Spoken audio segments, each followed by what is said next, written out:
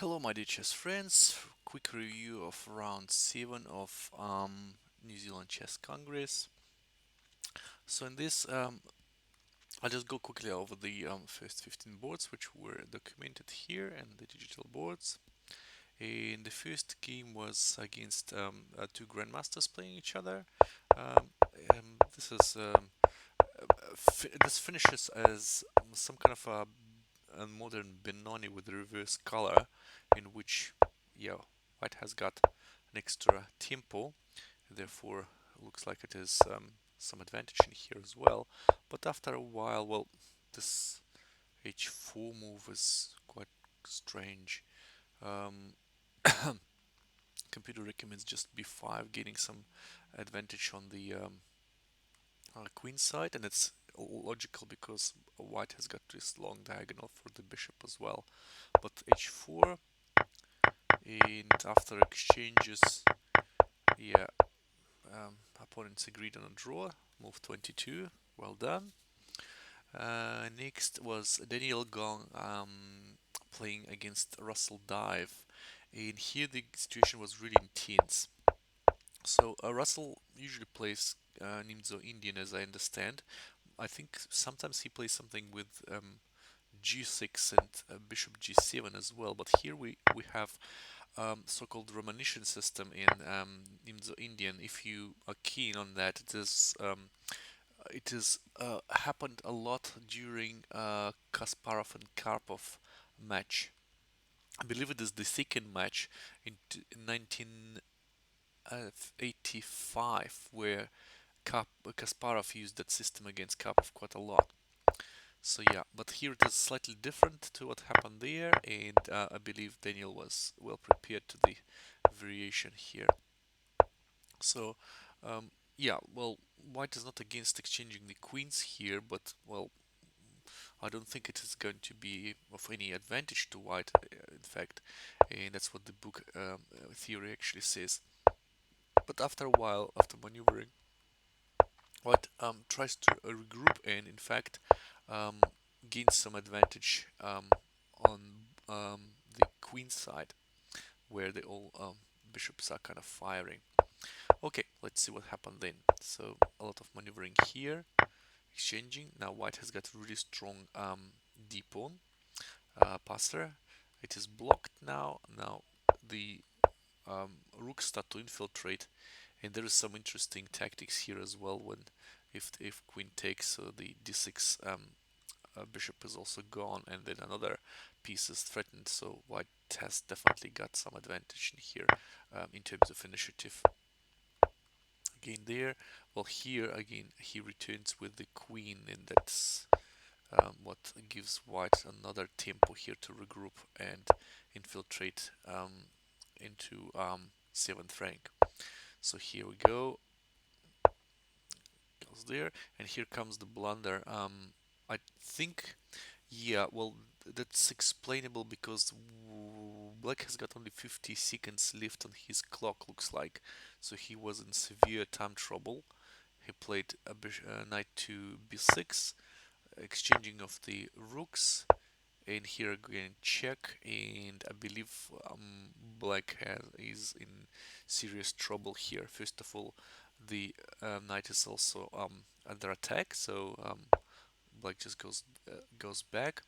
What if he went, say, g8 instead? Uh, uh, Probably the same thing. The knight would go in, or maybe something else would happen. So let's just see. I just want to look at this quickly. So, okay, rook goes, of course. Rook goes, and then g7 is falling.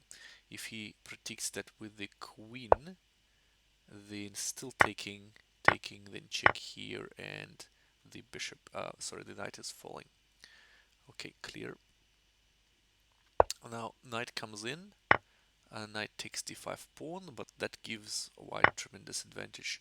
Uh, there were different ways to skin the cat, as it says, but here Daniel chose to take on d5, and basically black is without a piece, because if he takes, taking here with check, and knight is intact, and also the black's king is in under fire. Okay, Black resigned. Ben Haig played against Robert Smith. So Bob, Ben also kind of got into his arsenal this Trompovsky opening, and Bob played c5 to that, so taking on c5, taking on c5. It is really hard for White to get any advantage in here apart from, well, I don't know, pressuring that d pawn probably. But Black has got two bishops that I believe could probably equalize quite uh, quite easily. Um, so yeah, you see that the computer says, well, it is still advantage to advantage to Black, so Black is totally okay in here. White starts to maneuver, but well, it's really hard to find any. Well, yeah, so he is regrouping towards the d5 pawn, trying to use that, but yeah, well, it's still really hard. So changes happen, and then d4. Um, well, let's just understand why. Because White cannot really take with this pawn because the queen is hanging. He can take with this pawn, but then we need to verify what happens in this case. So we can still take here, check, he takes, and then we take that pawn. The bishop is intact, right? So it is draw. Taking, and that's what actually happened in the game. Yeah, cool. So c5. Um, Frankly, White doesn't have anything to be proud of. It is quite a drawish position here, and I believe after a couple of moves they agreed on a draw here because of the opposite color bishops as well, and yeah, they called it draw. Even though White has got this passer here, really hard to utilize that in fact. Okay, right, so next was Nicholas Crowd against David Silva Vincenti. Oh, it's a really spectacular end game there. I know I have some, you know, um, taste about rook end games, so you will see that one.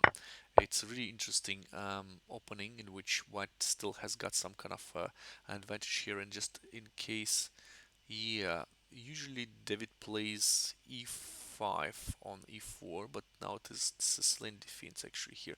Anyways, so going there, changing.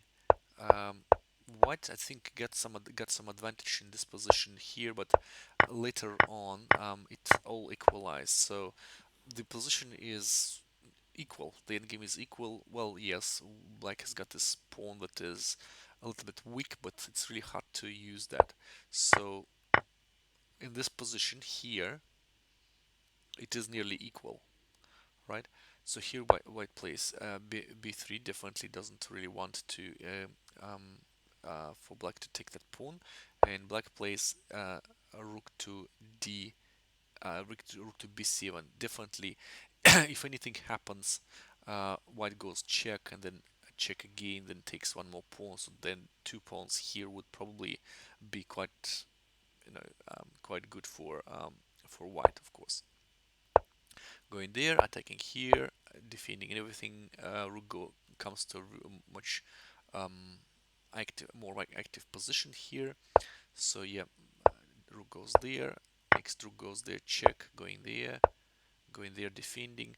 Now, well, with all this kind of maneuvers here, once Black just stands passively here, I believe that what White would do, he will move the pawn and bring another rook into play somehow. Here it is hard to imagine that it could happen, but yeah, well, otherwise White would just advance the pawns and create a passer here, and then the position would be, yeah, quite dangerous for Black.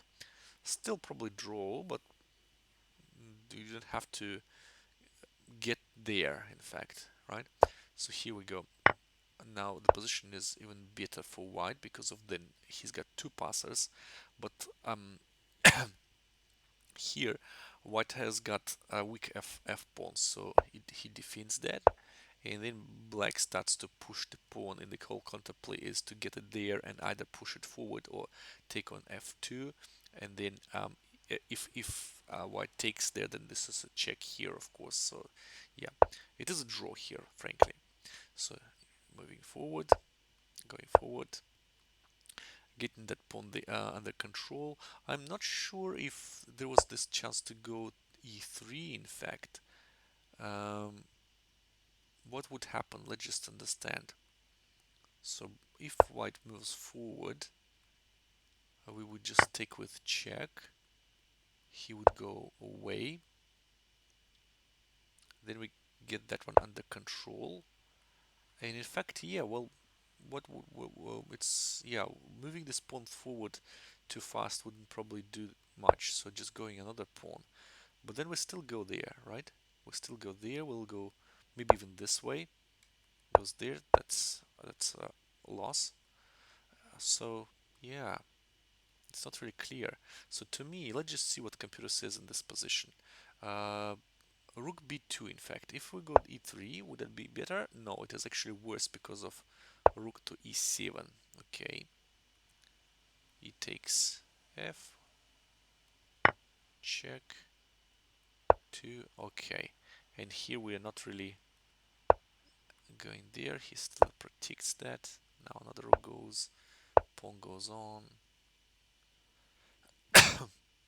Could we simply take here? Take, get there.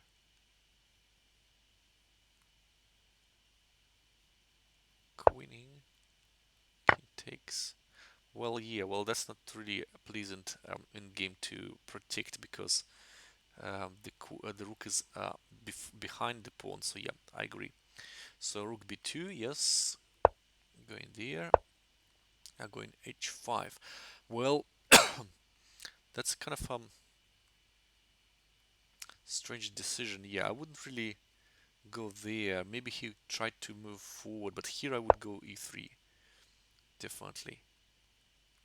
I can turn off the computer, so if he goes the same way, then we would have check. He goes away, and then we will have this repositioning. So the pawn is under attack. So if he goes that way, yeah, I'm just still going that way. And with two rooks against that, well, maybe he could reposition as well, but then we'll get that way. Oh, no, sorry, not this way, of course. Getting that way, maybe something, or sacrifice the pawn, maybe. So he takes that this way, probably. We're going forward, and then we can try to, you know, do the perpetual. So let's just see how that looks like. Yeah, it's a draw here, so definitely. Okay, so h5 instead. And black was not really in time pressure, in fact. So going e7, attacking the pawn, going and defending the pawn, then moving the rook back. Well, hang on a second. Why would you give away this pawn for free? Oh, okay. So in this case, he goes there, hoping to take on f2. All right, taking here. Rook defends. Okay, so there is no perpetual now because the king hides on h1. Yeah, clear. Going there, check anyways, going there, going with the rook forward. Okay, so the pawn goes now, and it's actually really unpleasant to defend. Okay.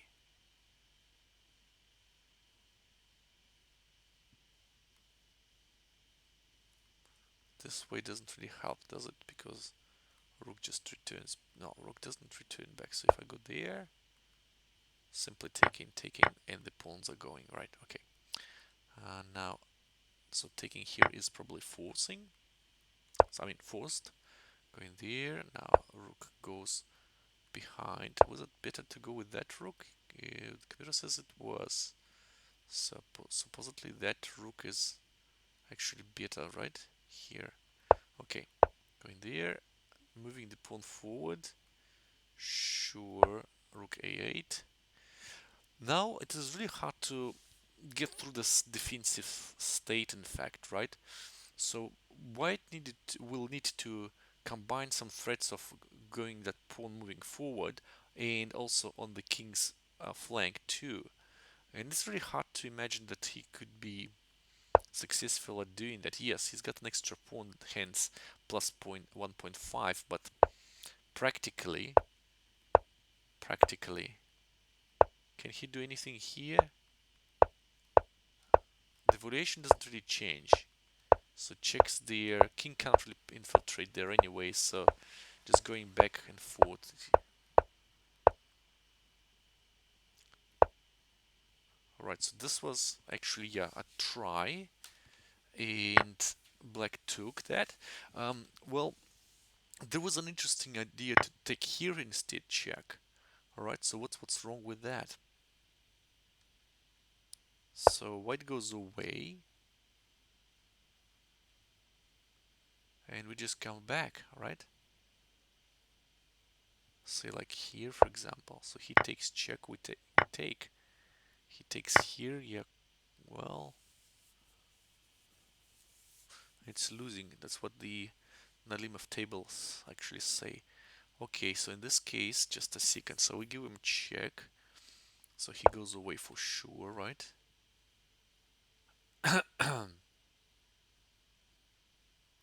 Now we go back or what?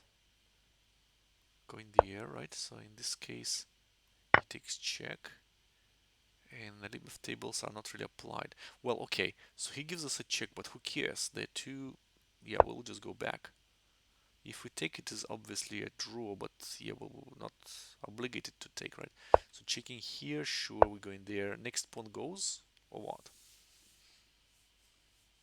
And it's winning already, so yeah. Don't want to give that away, so given they're taking here, okay. Checking, computer says going there, and the rook goes away, so it can check from here, sure. Taking here, we are taking, and then in the Nalimov tables we're saying unknown. Okay, but it looks like it is still winning. Feels like that, really. Computer says no, 0.5. Okay, but I don't really understand the exchange. Okay, so if we takes here, right, so that's really huge advantage now for black suddenly. Going there, okay, so the pawn is gone basically, right, so check here. He takes here, going back. It is always dancing around 1 plus 8, plus 1 8, but practically, yeah. So taking the check. Hey, and what happened in the game? Just a second. So took, got there with the rook. Whoa, just to take that pawn. But who cares about that pawn? Check. Taking here, the king goes away. So if he checks, king goes forward or backwards. That's a good point. So king should go that way. Frankly, that's really hard to understand, but here it says draw. So the name of table says it says draw. Is it an easy draw or not? I don't know. So okay, so this is the threat. Then we go in there. Any move like that will be faced with that, and I believe white cannot really progress because his king is cut off too. Wow, that's a really solid game here. But instead, what happened here was rook went to b2, allowing him to take the last pawn, and that is seems a bit dangerous because the king here is a little bit stranded. So going to check. Now that's another interesting thing. He repositioned the rook on the 7th rank where it is also defending the pawn. Okay, king goes forward, another check, goes forward, rook goes back. Now it doesn't really matter, but now well, yeah, I'm not quite sure why he moves closer to the king. So the whole idea of the rook endgames, you need to place your rook as far as possible from the king, and this way you will be able to check. Maybe he wanted to cut off the enemy's king from going uh, closer. Yeah, but in this case, the well, black starts to check, right? And if I move somewhere like maybe just like here, what would happen? And if we check, king goes away, right? So yeah. White comes closer, then we cut off. So many details here, so it is quite interesting. Yeah, I wouldn't go into much of those, but in fact, what happened later on, I've seen. I was looking at watching that game. In fact, right. So I was going there, then check happened here. He goes there. Now check here goes there, and this is winning because there was really interesting kind of position here where White could, frankly, just checkmate him, right? There was a checkmate there. Well, that's equally good too. And then the beauty of that was, in fact, going to here. And the idea is that if we get checked, we're just hiding here. We're also trying to give him checkmate. So either White goes there, we simply take, and then we're approaching to the pawn, right? So that's going to be winning for us, even covering here. He goes there. We're going to. Can we go to 7th rank here? Probably not. I just go behind the pawn. That's who cares. And all these checks lead to nowhere because we are just going closer to the pawn and winning, right? So here was the catch. Instead of that, White played king closer, check, covering, still good.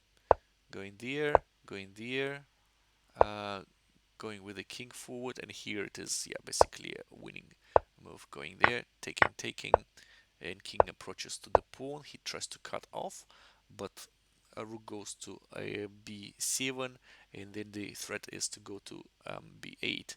So black has to return the rook, and then king comes closer, and then rook comes there, and it's winning. Yeah, really interesting. I feel like a little bit of you know um,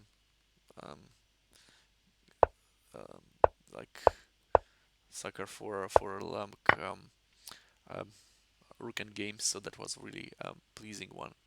Now here we've got an interesting play, Anthony Kerr against Hao Tang. That's the usual play of Anthony, by the way, to take with the queen and then just go with some kind of unknown variations here, which he knows probably really good. Here, Hao was probably not in his plate because um, um, he can't really play the dragon here anymore, and that's what he plays. So he goes there a6 instead, and then it goes into an extremely different direction where the white fianchetted his bishop on b2. So he has to go to the so-called Scheveningen, right? And yeah, yeah, White just starts direct attack there. The beauty of this game is that the final combination is quite beautiful there. So he goes there. Now Rook comes here, well, definitely to attack, but that's the whole beauty. It was slight inaccuracy. He could have won better, but that would be the game otherwise, right? So here he goes. Rook defends, queen goes. Now he needed to cover that um, fifth rank. So what he does is he just goes e5, black takes, he goes with the rook. Now it is immediately a threat of all this kind of checkmates here, this way checks and then checkmates, and that's so black needs to do something. The best try was to go with the bishop, right? He takes that, delays defeat a little bit, but didn't really um, um, draw the game, unfortunately. So e5 was cool. Now bishop goes to d4, and that's for the purpose of the next move. So he goes, black goes bishop to f8, and here comes the combo. Queen takes, and if black takes, then they discover double check. Right? He goes away, and it's checkmate with the next move. Really beautiful end game end position. Cool. Next, Herman van Riemsdyk was playing Leonard McLaren, and here, frankly, White was in huge trouble. This is the called Kalashnikov variation, which resembles also the Sveshnikov Chelyabinsk variation, but here that's the version that I don't remember who played. Matsulu, I think, plays this one, and he does exactly the same thing with Fianchetto and his bishop on g7, having that kind of really weird position. I believe that was one lecture of Mr. King on YouTube where he exactly looks at this particular game where Matsudlu was playing. I believe it was Matsudlu. So he was playing this way and then, trying to get that whole thing.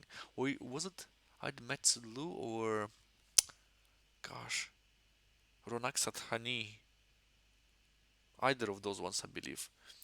So yeah, um, very interesting variation here. So definitely, Herman was supposed to be knowing that game, but in fact, what happened for White, um, he found himself in a bit of a you know situation where, yeah, there's a lot of inaccuracies coming one after another, and it looks like, well, Black has got a good grip on this position, right? So here we go, taking, going there, attacking b2 square, b2 is gone.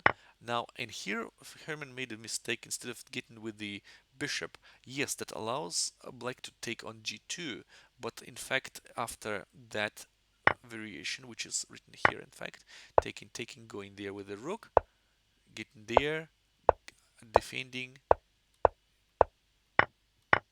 This is how computer moves, of course. He could have saved that game by just going with the rook, hunting the enemy's rook. Okay, so the material is equal, right? But it is slightly hard to keep that still. For Black has got some much more pleasant position in this case, right? This is the weak pawn. This is the weak pawn here. The king is somewhere, away. A rook can go in. Knight has got really nice position here. Basically, can be transferred everywhere. So Black has got advantage here, and here Herman made a little bit a slight inaccuracy here as well. So going there afterwards, he still gives away that pawn, but probably from his experience, he could say, yeah, um, there is an equality in fact. So it goes positions his bishop there, check there, changing, going there. And here they agreed on a draw because, yeah, well, um, white just permanently attacks the square, and yeah, repeating the position is probably the only thing that we could see here. It still says that black has got some advantage in here, right? So if we just remove, go there and take that, uh, but Camera still says like repeat the position. Yeah, strange. Number 7, it was Edward Rains playing against Michael Saul, and yeah, it is a really rare guest in the tournaments these days, which is called the Evans Gambit. And well, both of the players basically misinterpreted that because here I'll explain why. D6 is kind of solid move, which is recommended by Kasparov, I think, is even. And I believe the same way played Anand against him. Oh wait, no, sorry, Anand played bishop to e7. But anyways, so d6 played, and here white castles. And interestingly, castling here is actually not your friend that much. If you look at the theory here, black has got advantage once you queen because you missing a pawn, so you need to forget about your queening instead and just going that way. That is the main move here, threatening f7. For that, black would need to go with a really uncomfortable position with his queen in front of the bishop, and then white changes here probably this way, and then castles. Then he can bring another rook in here, and the idea is to keep black from castling as long as possible. Then another bishop can come here. Then knight could jump somewhere like maybe somewhere around here and so on. Another rook can come and play. So this is castling here early is not in the spirit of this position of Evans Gambit, but nevertheless, Black was even probably more shocked than and he started to play really bizarre here. And now this is the thing, castling. Another thing, uh, here comes the first fruit. White wins the rook, but saying that it is still not in the spirit of the position while black is already castled, so he gladly gives away the exchange. And you see that in fact in here, yes, white has got the advantage, but immediately that just evaporates, right? Now black has got two nice bishops, nice position, and yeah, playable, absolutely playable game. Later on, both sides make a lot of inaccuracies, and what happens is, well, white changes one of the rooks, then starts to pressurize, and still there were a couple of moves that allowed black to keep the equality, but white was really methodical in his play, and yeah, there's another thing comes. I believe, um, well, at this point it was quite hard for black already to get any kind of counterplay, and here comes a blunder, after which check, and um, the fork actually decides. Interesting, interesting. So people still play the this gambit these days. I was really surprised, but then nevertheless, it's all the gambits are basically playable, at least on our level. Okay, now Nadia plays against Joshua Langford. Joshua was showing quite good results here, but yeah, here she is going with her new plan probably. I've never seen her playing again English opening, but she was always like E4 player. But here she requalified to play something more than that. So here we go. A lot of maneuvering, a lot of some moves that it's hard to understand. Basically, here she sacrificed a piece, in fact. But the problem is that Black's knight is also kind of stranded, so she gets that back very soon. Here we go. Now, once White starts to play, she actually gets some of the advantage and she loses some advantage as well. But in this case, I think um, Black probably overestimated those pawns here.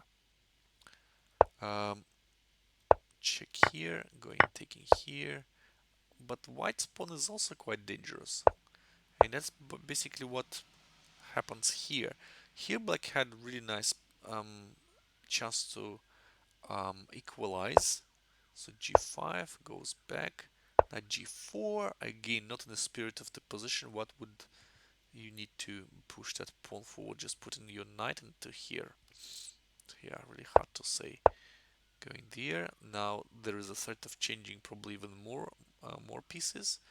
And is this one? Yeah, this one is still defended. So black goes that way. And here comes the rook with win.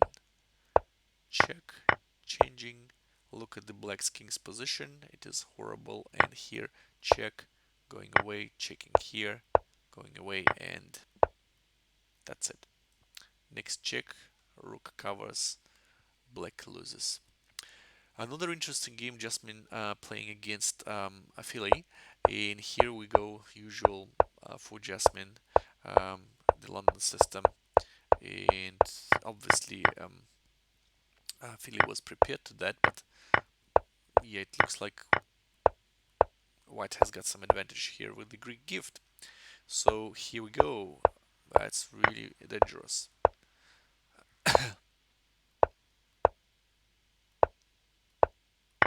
You can enjoy the attack now.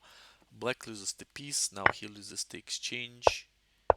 And White stands just perfectly here. Here we go.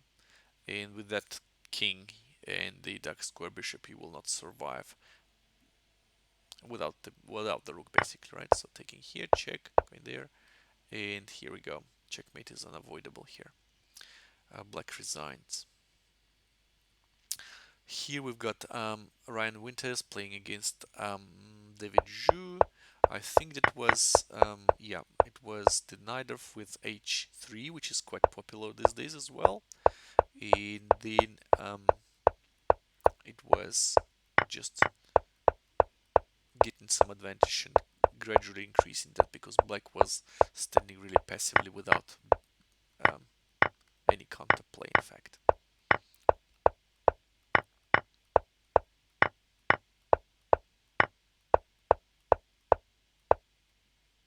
And here black resigned because the pawn actually goes on queens.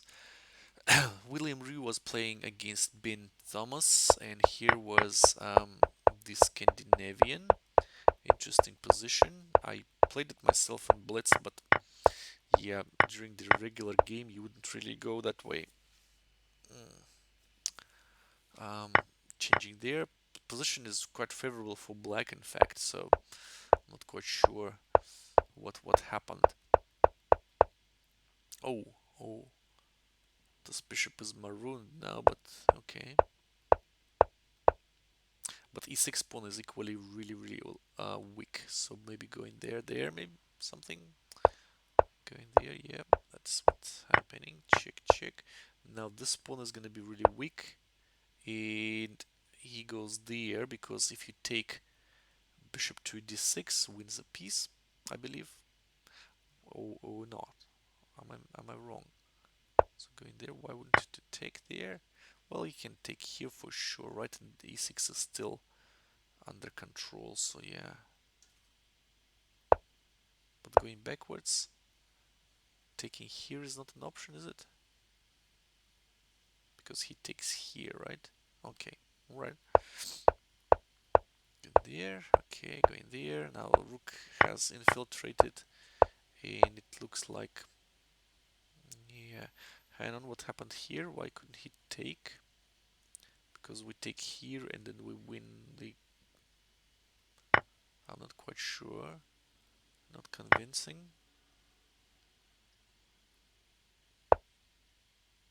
Ah, okay, yeah. The idea is this way, right? So it goes there, and the pawn basically passes through, right? Oh wow. Just gonna check. Goes away. And the pawn moves and probably wins here. There, there. Now the threat is to go there for a really interesting... No, that's not threat there. Just simply takes... Okay, okay. Alright, so what happened in the game? F3, taking, going there, check, attacking, going there. Now this is the threat, yeah, sure. Okay. So I believe, yeah, this pawn will decide here. Check, going away, check, going away, check. Taking, check. Oh, okay, well, probably miscalculation because, yeah, white stands with extra piece here and goes back, and then and this pawn is gonna go. King is too close, and an extra passer. Okay, now Isabel Ning playing against Laila Temegazi. Spoiler, well, probably you see the result. Isabel won, and this is a really new, interesting system with bishop to d2. Quite a new fashion here in the Nimzo defense, probably because all of the other ways to get an advantage for white were depleted. But yeah, well, equally interesting idea, because black can take here on c3 anyways, and yeah, it just seems like the waste of tempo going and taking there. Okay, so here, interesting position. I think black comfortably equalized in the beginning. um, then some of these things here happen, and then yeah, black regroups, white pressurizes the pawn. So okay, defending the e3 pawn, g6. Well, here, couldn't you just go that way? Going there? No, you can't. That's not really good. Okay, repositioning the rook. Then okay, the knight goes in now. Oh, that's really nasty. Going to d4, and this is the fatal mistake, right? Because of this take here, and that's what happened. You can't take because you're losing your queen. Going back, but then taking here, and c7 taking here, going there, checkmate in one, defending, um, getting that knight out, taking, rook goes in, check goes in, and simply just exchanging everything.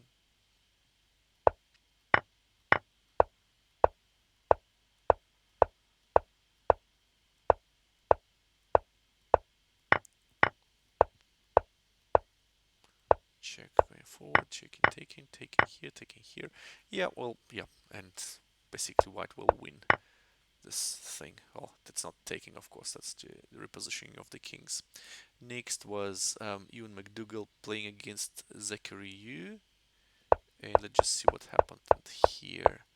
We've got Nimzo Indian with the Rubinstein variation with the knight to e2 just to avoid the doubling of the pawns. Okay, so here c6 was played, which allows black to reposition the bishop, in fact. Interesting variation. F4. Okay, so looks like, yeah, well,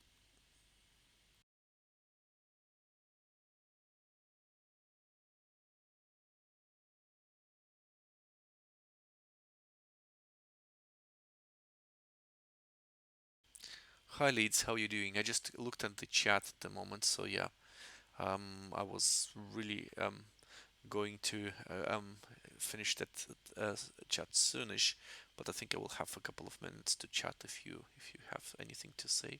Here we go. So this position is, well, okay, black changes everything here. Attacking. Frankly, well, it feels like, well, white's pieces are kind of misplaced. So playing that variation for white, I think you should know where the pieces are going. Look at this bishop. It's just stranded behind all of these pawns. So where would that go? That's just, yeah, that's really strange. So going there, bishop is repositioned to the corner. Yeah, it's like, yeah, going there. Black gets the b file now. Exchanging, well, exchanges won't really bring any relief to white actually, because the endgame here is strategically lost in my opinion. Look at this bishop. What would that do? White can get a lot of places here for his knights as well.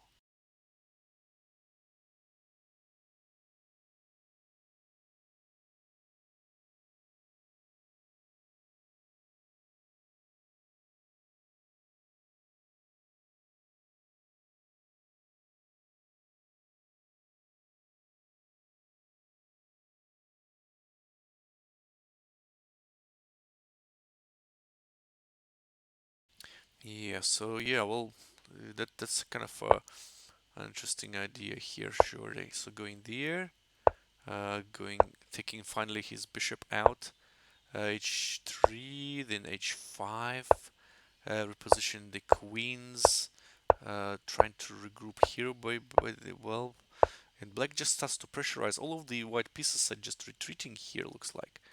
Yeah, look at this thing. It is just, yeah, going there, okay, just trying to unfold, changing some pieces there, check, and check taking, then taking, yeah, well, and this pawn is gonna be decisive, because, yeah, look at that.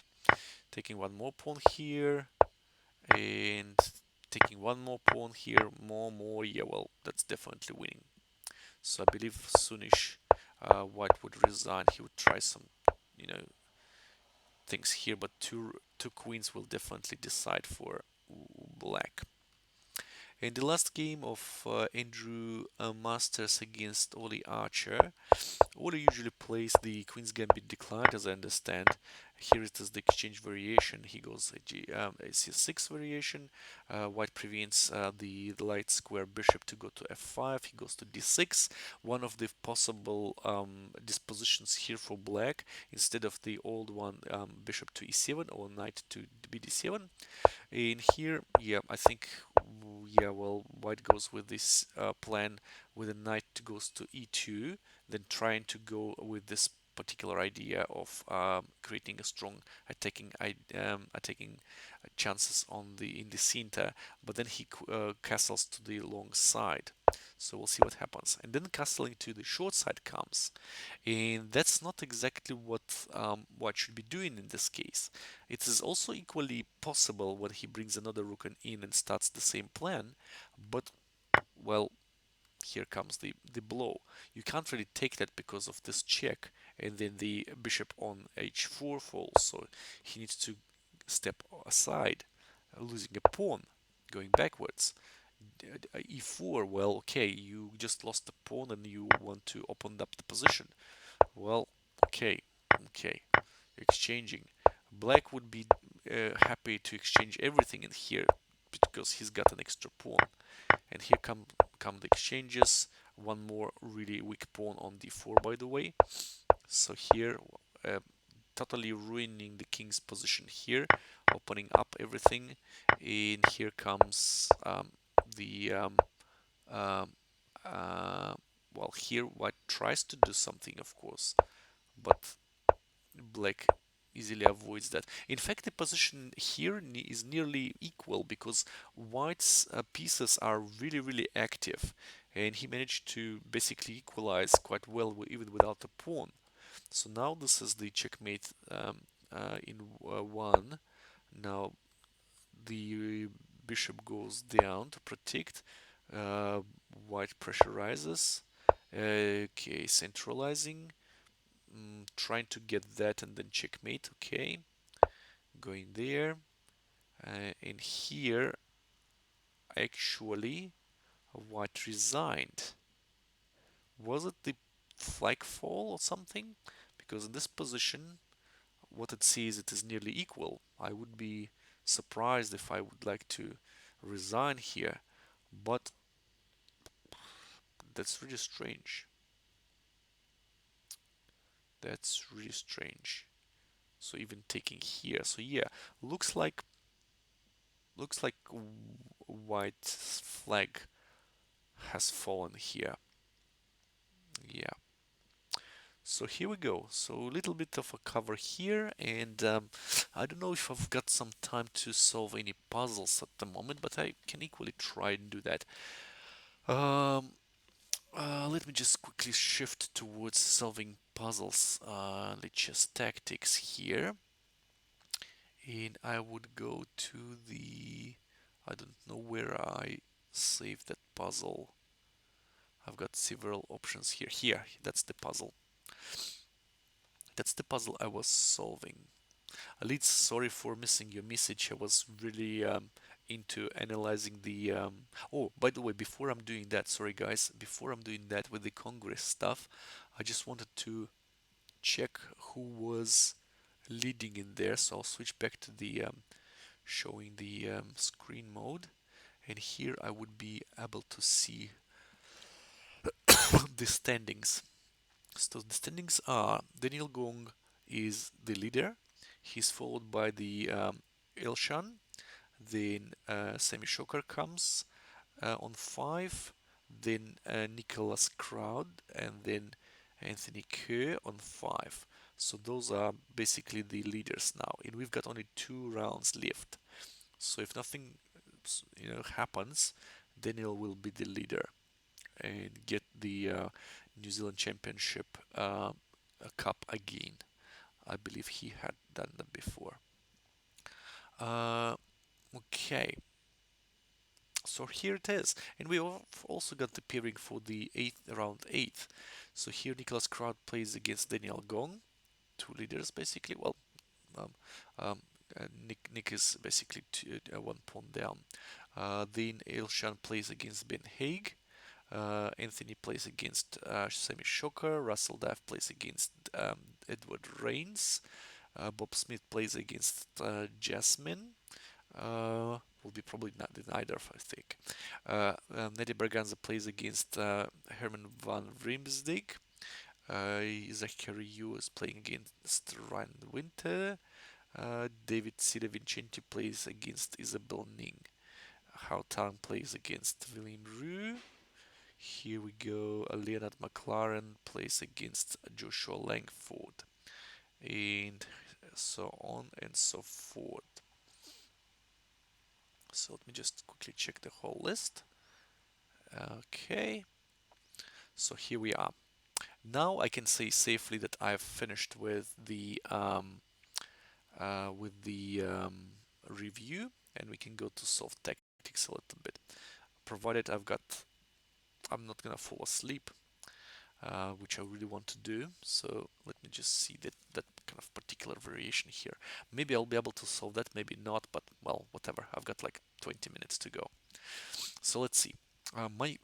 Well, we were looking at that variation, and I went one move towards the solution, which was this one. It was correct. So then I planned to go just d7, but then I realized, well, hang on a second, but the king comes closer in this case. What do I do then? And the answer is not really simple, so maybe I shouldn't really go there. I looked at the different variations here where I played like bishop to e4, bishop to d7. I I played rook to e1, that rook to e1, because this way I'm just cutting off the king. But everywhere black seems like have got some solution.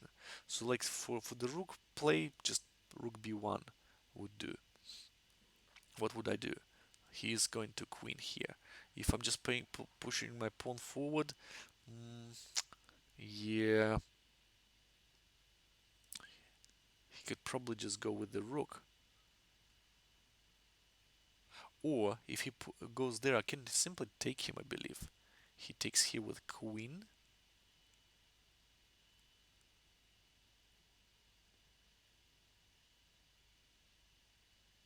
I'm just taking here, right? So that's interesting. So maybe that is the case. But I remember I abandoned that for something.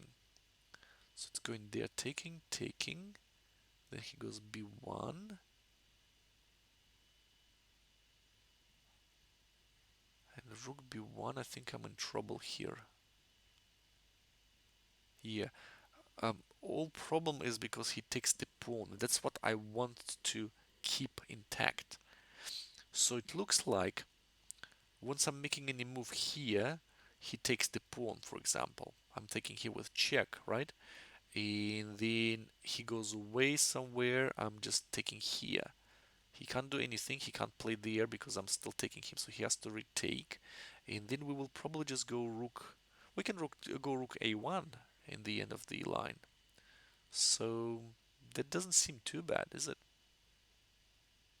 So this one is interesting. If he comes closer with a king, check you here, get there, and going forward. Maybe, who knows?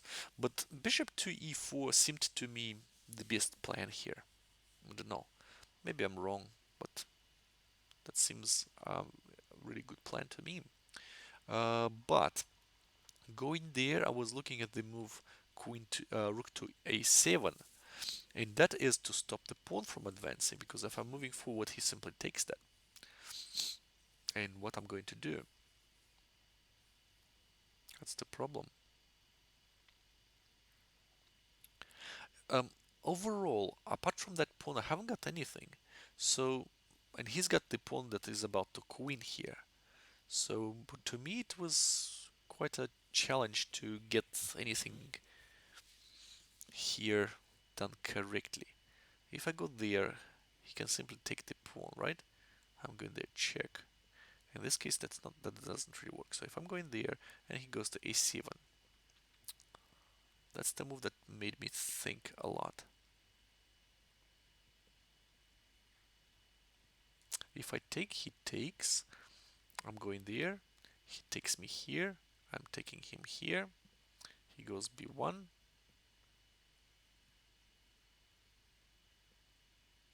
I can go that way, sure. And then he takes me here. I'm taking him on b1, right? So I'm not gaining anything. He's got way too many pawns afterwards.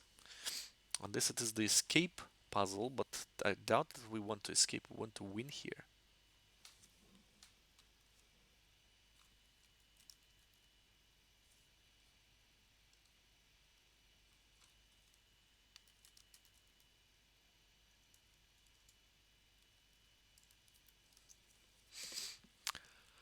Right, so what are we to do then? So going there. So he's planning to either get my pawn, and he's off the hook now. So what can I do is just to give him a check probably. He can take the pawn, or king step away. If he steps away, then I would probably... I can't even give him a check, because he takes the pawn. Oh, but then I checkmate him, right? Hey. No, I'm not. Just going that way. Then I'm going check. Then he goes away, then I'm getting another check. And that's possibly checkmate there, surely. But I can't even give that check because he takes me here. Shit. Pardon me for saying that, but I can't really find anything in here, which frustrates me a little bit.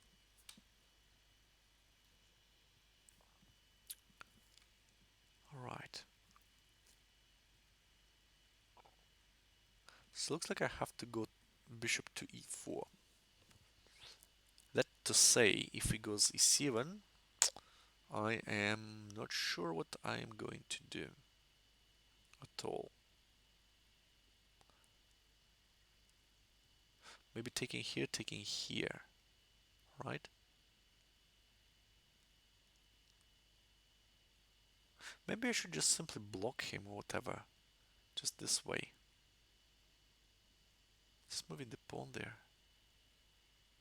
But he can just go b1, couldn't he? And then what? I'm changing everything. The pawn is still gone. Well, in this case I will need to fight against two pawns here. And I'm kind of sure I could do that probably, but that would take all of my time and then he will go with that pawn. Is it possible that I could play against those three pawns with one rook? I think there should be something more convincing than that. So if I go there, he goes b1. I'm moving my pawn forward. He queens, I'm queening with check, right? So hang on a second. So going there. What if he goes there?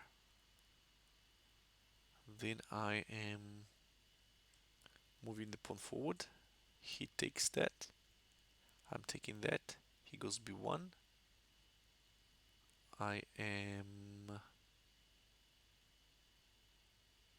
taking that. He goes there. I'm taking here with... Oh shit, what's happened? I'm taking here with check. Going there. I'm taking here with check if he queens. And there on, I don't think he's got anything he can go back for sure, but I'll probably give him, yeah, we'll give him hard time in fact, yeah. So that seems not too bad. So, well, this is interesting too. I think I'm kind of overestimating his move, rook to b1 in this case. If I go there and he takes, then I take, and he goes b1. I'm just going with the pawn. If he takes it here, well, that's not the point at all. So he goes on queens, and I'm going on queen e2. And I think he's in trouble because, well, he can't go to many squares here, frankly. So if he goes there, yeah, I can still give him checks. He can cover, of course, but wherever he goes, he will get more checks than that. So yeah. Look, different ways, different ways. So for that particular reason, I went there because I was afraid of b1. This protects b1, but that doesn't really protect if he goes and takes my pawn there. Okay, this way I'm going there. If he and he cannot take my pawn, and I'm also threatened to get along with that. And if that happens, he comes closer with the king. Doesn't help. It doesn't help either because I'm giving him check. He needs to go back, and then the pawn moves forward anyways. So, and he loses here, I believe, because I'm still queening with check. Okay. If he goes that way, I'm still. I can even probably give him another check. And he goes back, then I'm going there. Doesn't matter. And the third thing is that, well, but that doesn't really work because if I go that way, he simply takes the pawn. I take the pawn, he goes b1, and that's it. I take b1, he takes, I take here, he takes me, and he wins. So c6, another thing. Why I didn't like c6? Because I thought, well, he can still go that way. Okay, he can still go a7. If he goes a7, I'm pushing the pawn. Nothing wrong with that. So he takes me here. I'm taking him here. So he queens, and that's a problem. That's a problem. So going there, he goes there. I'm pushing the pawn forward. He takes. I'm taking here.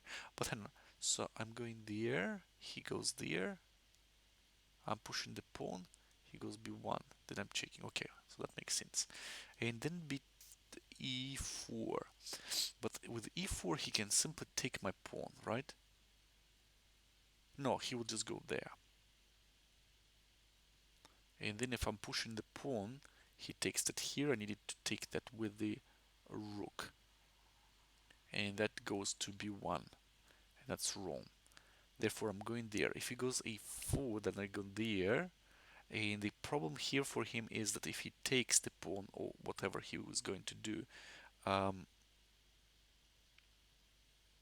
he has to take. I'm taking here, and he goes b1. Then I'm simply taking on f5. If he retakes, I'm taking here, and I'm winning. Sure, I'm going c6. Bugger. This one is wrong. This one is wrong. Everything is wrong. Moving the pawn forward, king goes there. Voila. Everything is simple, guys. Everything is simple. So going there, check. And that solves the puzzle. For goodness sake. So taking here, what are we talking about? Yeah, we are winning. So enlighten me, Mr. Computer. What the hell is going on here? Double check. Going away. Check. Going away. Another check. Going away. And checkmate is near, guys. Blasted. So d7 was okay to lose. We were just checkmating him. Okay.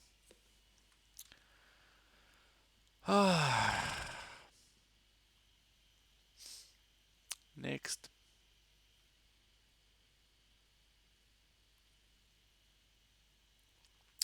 Alright, so at least we've got some kind of endgame puzzle here in which we are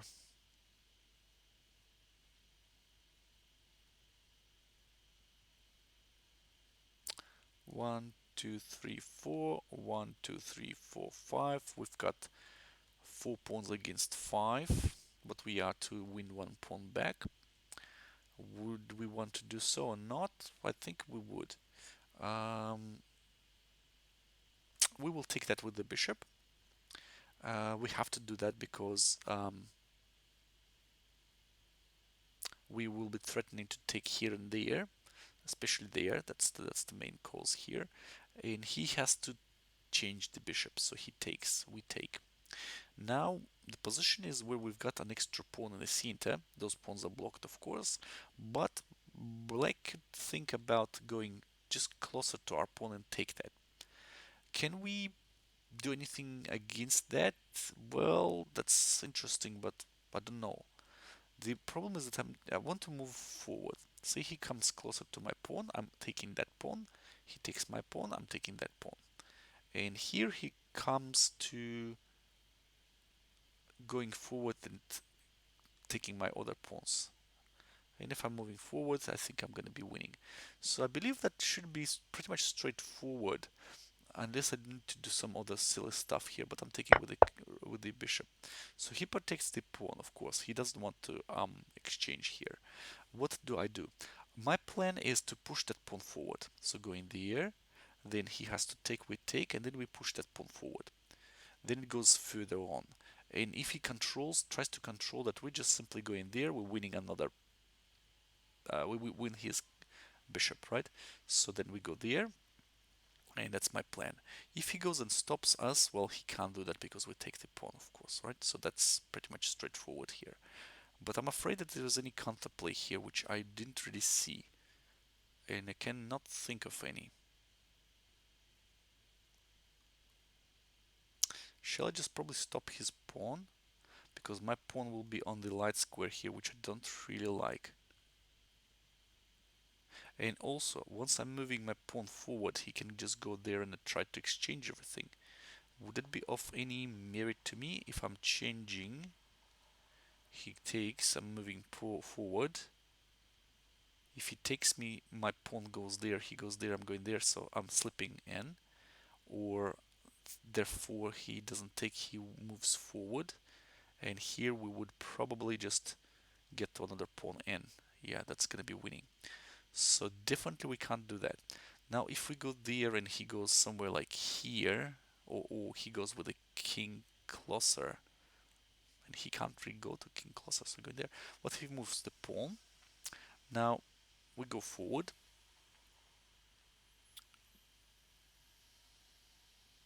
And here he takes, we take, and then he goes and attacks us there. Doesn't really matter, does it? No. I'm just really curious to see if we've got anything else here. So I'm really tempted to push the pawn here because he basically hasn't got any counterplay. So our pawn will still go and queen. But if we go there, well, sorry, if we go there, maybe he could go there. Then we go there, he comes closer. Then we go there, so he is attacking. So we need to push that as fast as possible, because there we go that way. He has to take. We take, right? And then what? And then he moves forward. Then I'm pushing the pawn. He moves forward.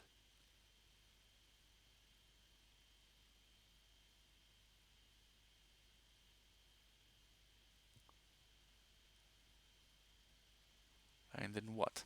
So his king is actually taking the trip and stops my pawn, whereas my bishop can't really go that way. Or can he? Maybe once we're distracting him with that pawn, I'm going forward and trying to do that. But then he takes, I take, and he moves the pawns forward, which is not a good idea to me.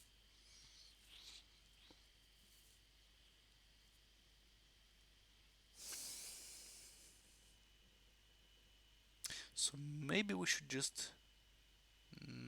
doesn't make sense. Doesn't make sense at all.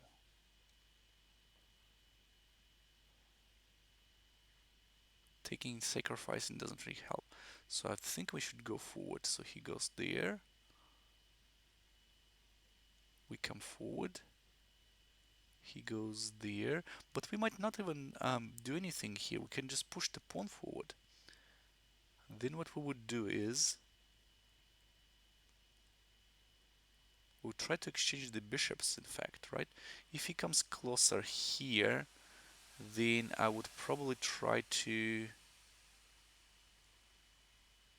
go back somewhere, maybe, or something. Maybe just going that way. So he comes closer. Maybe no, I don't want him to come closer to that pawn.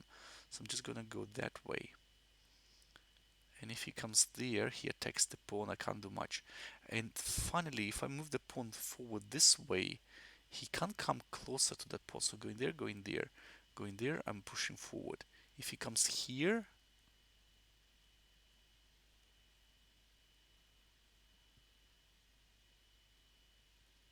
I'm taking the pawn. No, no, I cannot.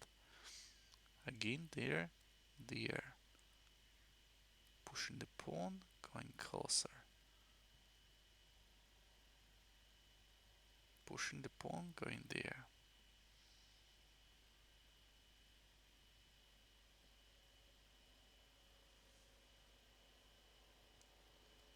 It takes here, going there, here. Nope, doesn't work. Doesn't work. Doesn't work this way. Looks like this push should be done immediately. So he goes there, we go there. He comes closer. We can either take here or... Yeah, I think we should take here. Why not? So he comes closer. He can't get there, in fact, right? He can't get there. And or we we go there check. So he goes there.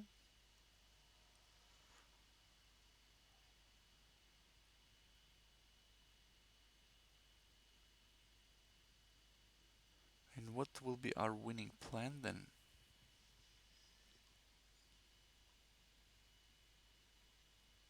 I believe we could put him in Zugzwang at some position, but yeah, maybe we could just go that way. He can't move, he can move only that way somewhere, right? So what I would do is going forward with the king. And if he goes somewhere like back, I'm still moving with my king closer. And then he comes there. I'm taking, he's taking, I'm coming back here and taking the pawn.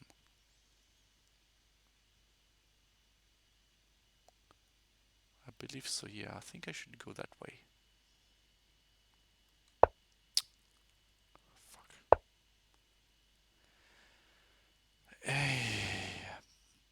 And what was I was thinking was wrong was actually the correct move. Yeah, my mind doesn't really work, so I regret I started that in fact. So now, computer, enlighten me why this is wrong. Now, if I go that way right away, he goes with the pawn. What does that give to him? Take him, take him, take him. Going there, attacking the pawn. Sure, that's the whole problem. Now, if I go with that pawn forward, then what happens? He goes with the king. I'm going forward with the king, so I'm not allowing him to go there. And that's the essential point. So he goes there. Then I am going somewhere where maybe going with the pawn forward. He comes with the king. I am waiting. He's waiting. I'm going that way. He goes that way with the king. I'm going forward. He goes somewhere. So tell me it is still winning. Okay, so going there, pawn push. Going there, check, winning. Simple. Yeah, sure, simple. Ah, I missed all of the points that I gained. Well, not all of them, but nearly all of them. So minus 18 points. Yeah. One more? What do you reckon? No, probably not. So, yeah, I'm gonna finish now. And thank you everybody who was watching and will be watching. I will probably make an announcement about my YouTube channel. I already put that into below about section, so you'll see my YouTube channel there. There I would put some of the clips and probably um, videos that I recorded here, but Twitch doesn't keep them. Unfortunately, it clears all of the videos after 7 days now, which is much worse than it was before.